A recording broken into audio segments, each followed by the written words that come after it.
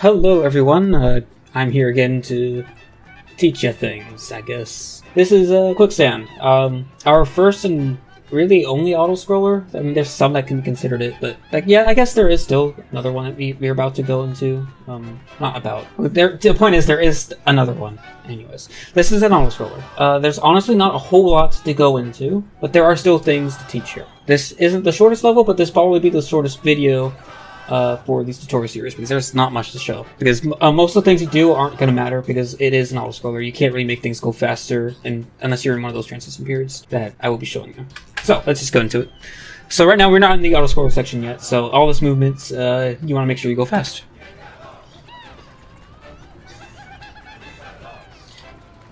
So, this is the first difficult trick. It's not a trick, it's just good spacing. Make sure you ground pound right at the edge here. If you ground pound too close to this, you will pop in the air. If you pop up in the air, you're going to go slow. So don't do that. You want to make sure you ground pound right at the edge here. The spacing is kind of tight. Make sure you practice this, because when you ground pound on this, it will be a downward slope that you can spin off of and gain a little bit of speed. So any speed you can get on an auto-scroller is a good thing. Okay, so here we are in the auto-scroller section. One thing that you should note is how these auto-scroller sections trigger. For this first one, and it's only this first one that is exactly like this. It starts when you grab this rope here. I shouldn't point to it in real life. I should point with the cursor. This thing here, you want to grab into that and jump off of it as soon as you can. The auto-scroller will start as soon as you let go. That is how it's triggered.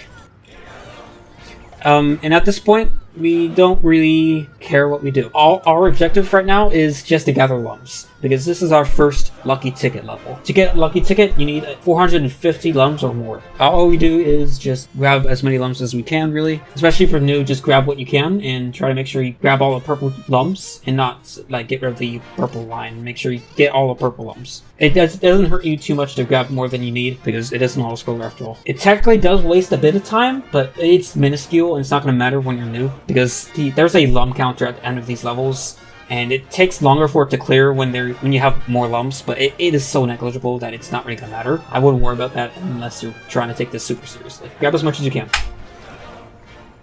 That is literally all I have to say about these sections. I guess I could say one thing is that if you try to race ahead too far, if you like go up here off screen and try to wall jump and navigate through memorization of all the level layout and stuff, you can't do that. And the reason being is that the physics, when you start going off screen, is going to get fucked up, and you also will die if you're off screen for too long. So yeah, there's two things keeping you from doing that. So you want to make sure you're on screen. So yeah, be patient. You have no reason to not take your time on this. You don't need to be fancy. Just do what you need to do to get all the lumps you need.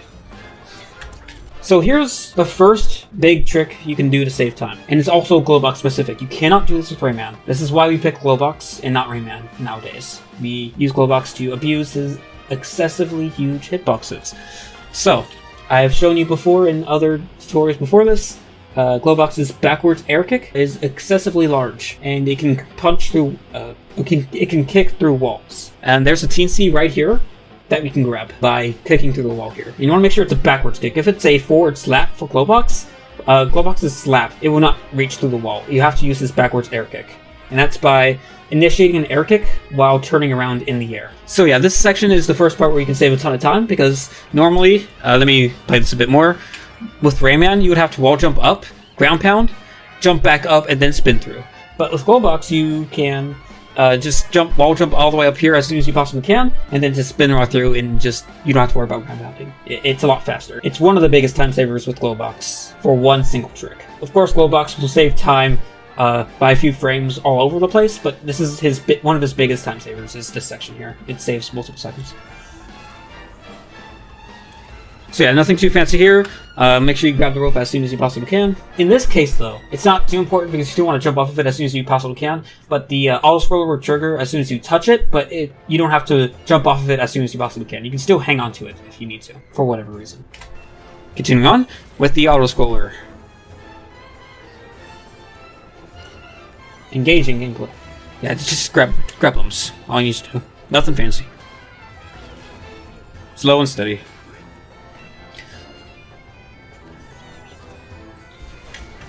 Alright, so this is probably the hardest part to execute here. It doesn't save a whole lot of time if you miss it, but in this section, it is ideal that you skip most of these obstructions, these obstacles, as you can. And the way to do that is to roll jump right about here and try to reach this platform up here as soon as you can, as it's falling down. It's tricky to execute because it's kind of hard to know where you have to jump. Let's see. Yeah, I fuck it up here. Like, here is probably not the best spot because I do fuck this up slightly, but it's a good jump to try to practice. It does save a bit of time, and if you could save time on auto-scroller, that's always a good thing.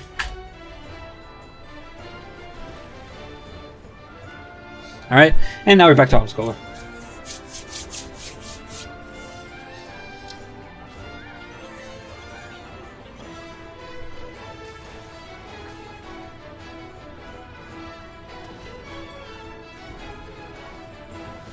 Okay, this part, don't go too fast.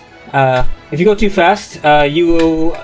Oh, what the hell? I accidentally pressed some keys, and that happened. So if you go too fast here, you, if you were to, like, be here, because you were going too fast, you just instantly die. So yeah, don't go too fast. You get crushed. Movement here is not too technical.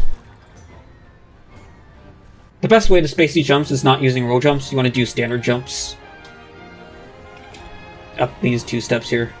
And then you just pinch up to the end of the level. And I hit the microphone, and I apologize. So yeah, that's it. If you find yourself being low on lums for whatever reason, if you missed some lum sequences or whatever, there are some backup lum cages you can get, or at least one. If you reach the end and you find yourself low on lums, there is a lum cage up here, but you have to wait for this thing to fall for you to have access to it. As you can see, I'm not exactly at 450, and that's because this teensy at the end that we reach is a genuine teensy that is also worth 25 lums, just like every other teensy you grab. So yeah, if you are at 425 at the end of this level, you are good to go. And also if you have a heart, that is an extra 5 lums. So in total, I have 30 lums in reserve. So if I was at 420, I would be good to go as well. That is the simplest explanation ever, because at most of the level, you don't have to do much of anything.